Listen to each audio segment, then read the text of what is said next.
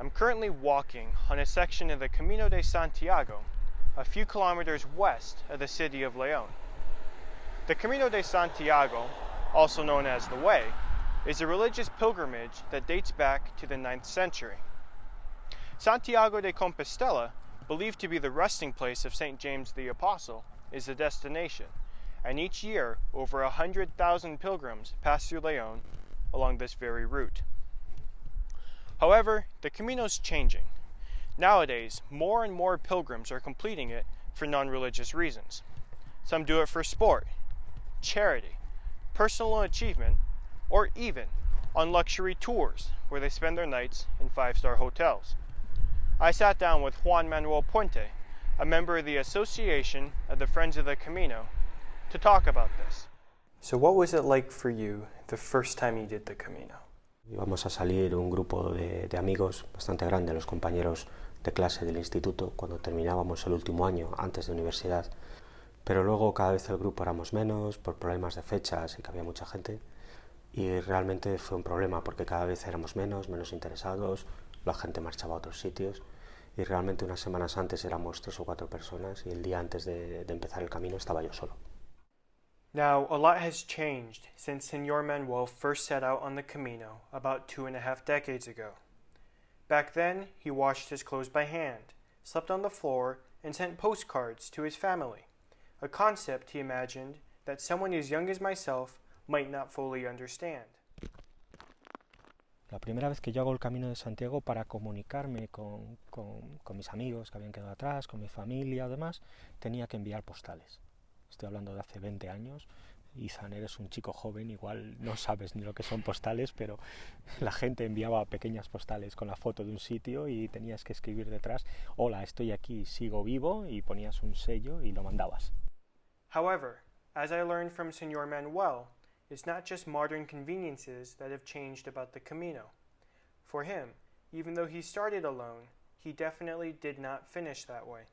O sea, cuando duermes la primera noche en un albergue, al día siguiente haces tus kilómetros, la distancia que tú puedes hacer, al ritmo que tú puedes hacer, te encuentras que paras a comer con un grupo de personas que habías visto la noche anterior y que vas a llegar a dormir a un albergue donde hay las mismas personas que estaban la noche anterior. Entonces ya te preguntan qué tal. Al tercer día, realmente de ese grupo de personas que coincides el segundo, tercer día, cuarto día, son casi con los que vas a llegar a Santiago 10 días después. The loneliness that he experienced helped him branch out and meet new people. In fact, as Señor Manuel said, la gente que empieza sola el Camino de Santiago, que piensa que va a ser más difícil, es la que más rápido se integra en esta sensación y quizá la que mejor experiencia tiene.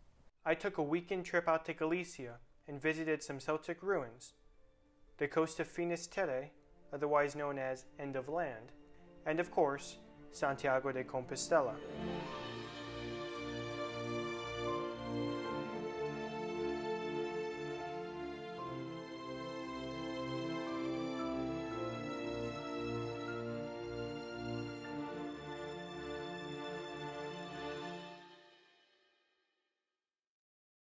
In fact, during my time in the city, I got the chance to speak with a few pilgrims about their experiences on the Camino.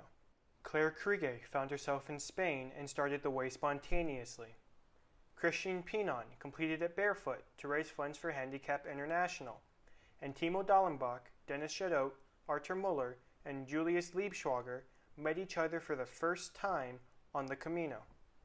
Claire, who is from the UK, met someone from Lithuania on the 3rd day, and as she puts it, I don't know, it was like we knew each other already. Yeah, she's a friend for life.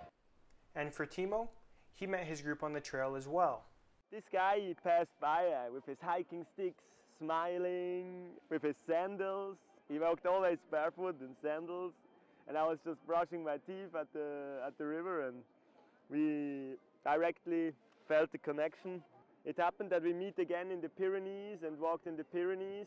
Between, I also ran into this guy.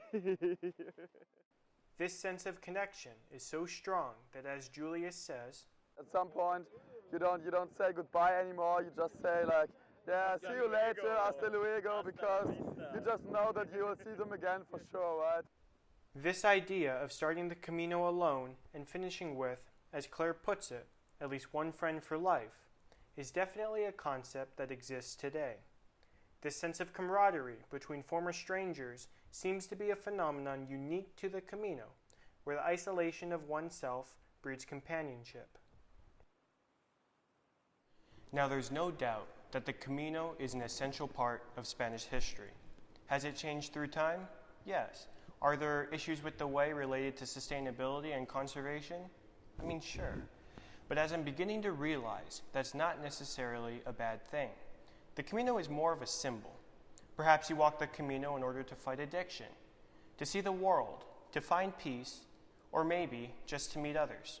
We all walk our own Camino, and at the end of the day, what's most important is what that means to us. One day, you may walk this historic route, and the hope of many like Senor Manuel is that you do it for your own reasons, but stay open-minded. Don't come in with an agenda, but rather be open to change, because the Camino will change you if you let it, and perhaps that's a good thing. Thanks for watching.